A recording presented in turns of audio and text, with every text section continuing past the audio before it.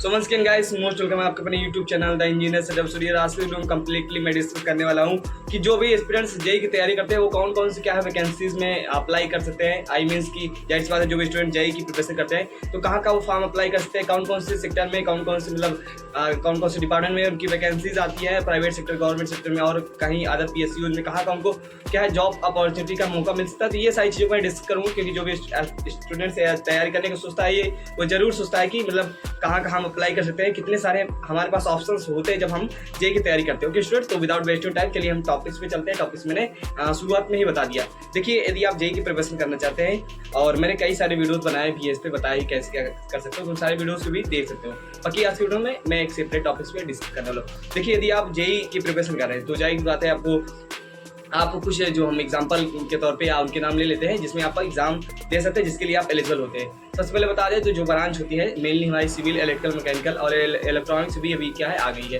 तो इलेक्ट्रॉनिक्स के लिए भी वैकेंसी जाती है, तो उनके बारे में डिस्कस करने वाला हूँ। तो फर्स्ट ऑफ ऑल आपका एग्जाम आता है, गवर्नमेंट एग्जाम होता है जो कि हमारा SSC जेई आपने नाम जरूर सुना होगा।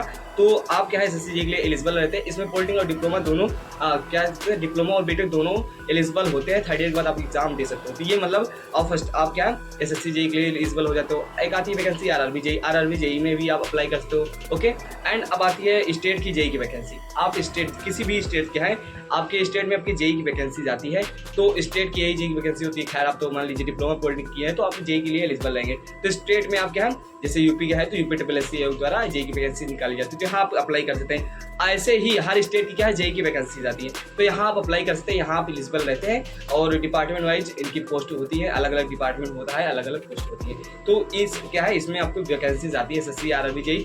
अब आता है NHPC जेई में भी क्या है, NHPC जेई में भी वैकेंसी आती है। लगभग 1 से 2 साल में वैकेंसीज आ जाती है इसकी। और जो मैंने SSC जेई बताया है एंड आरआरबी जेई, इसकी क्या है हर साल लगभग आती रहती है। ओके, तो ये सारी चीज़ हो गई। एंड हमारा क्या कुछ PSUs है, जैसे कि सब मैंने बताया ना स्टेट की जेई होती है, तो सारे स्टेट के, बिहार का हो गया BTSC जेई भी हो गया, बिहार के स्टेट का जेई हो गया, यूपी का हो गया, राजस्थान जेई हो गया और वेस्ट बंगाल का जेई हो गया, तो ये सारे स्टेट के जेई हो गए।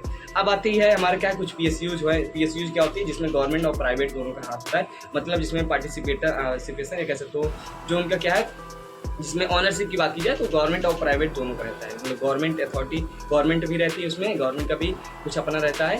ओके, एंड हमारा गवर्नमेंट का भी उसमें पार्टिसिपेशन रहता है, विभाग उसमें रहता है। तो ये सारी चीज़ें आप PSUs क्या हो गई, जैसे कि आपकी मान लीजिए कुछ कंपनीज, कुछ बड़ी बड़ी महारथन कंपनियाँ हो गई, ऐसे में आपको और आपको कुछ जैसे कि एग्जाम्पल के तौर पे कहा जाए तो हमारा जो DRDO है और बार भाभा एटॉमिक रिसर्च सेंटर वगैरह हो गया, एंड इनमें क्या भी वैकेंसीज आती है, तो यहाँ भी आप अप्लाई कर सकते हो।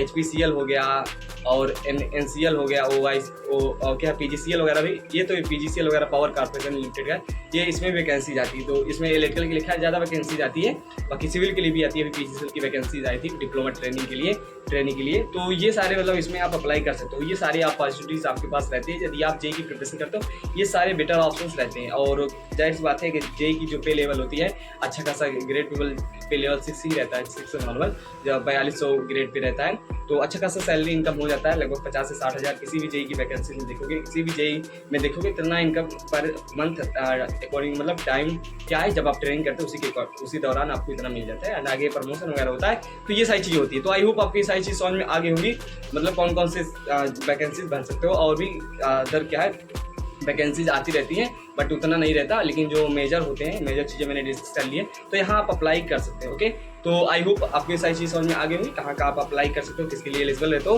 कितना चांसेस रहता है आपके पास, कहाँ आप अप्लाई कर सकते हो। तो मैंने मतलब इस टॉपिक्स पे डिस्कस कर लिए। कोई और अदर टॉपिक्स पे डिस्कस करना चाहते हैं कमेंट कर दीजिए, मैं उस पर सेपरेट वीडियोज़ भी बना दूंगा। हालांकि वीडियोज़ बनाने का टाइम बहुत कम मिल पाता है, but I will try. Okay, अब मिलते हैं next video. Okay, take care, अच्छे से स्टडी करिए। कोई डाउट्स रहता है तो कमेंट में जरूर पूछिएगा। मिलते हैं यार नेक्स्ट वीडियो में। ओके।